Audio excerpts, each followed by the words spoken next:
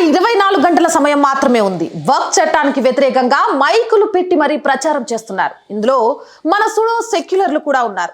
ఏళ్ల చరిత్ర ఉన్న ఆలయాలు, గ్రామాలు, అంబానీ ఇల్లు ఇలా అనేకం వర్క్ భూములంటూ ఆక్రమించే ప్రయత్నం చేస్తున్నారు. అందులో రేపు మీ ఇల్లు, మా ఇల్లు కూడా ఉండొచ్చు.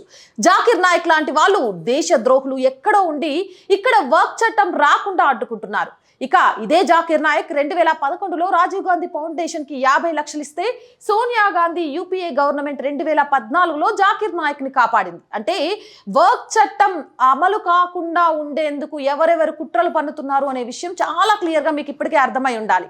ఈ ఇద్దరికి ఒకేసారి బుద్ధి రావాలంటే ఏం చేయాలి? ఇంకా 24 గంటల సమయమే ఉంది.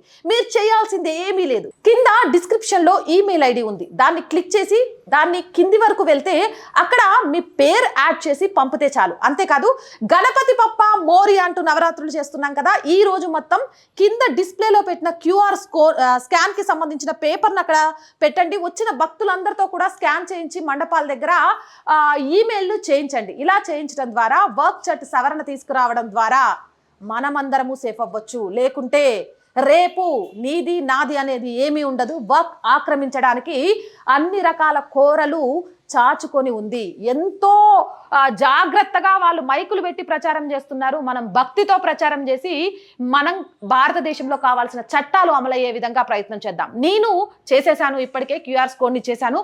ఇక మీ వంతు మనందరం కలిసి వర్క్ చట్ట సవరణ జరగడానికి ప్రభుత్వం పూనుకున్న ఈ సత్కార్యంలో భాగస్వామ్యులమవుదాం.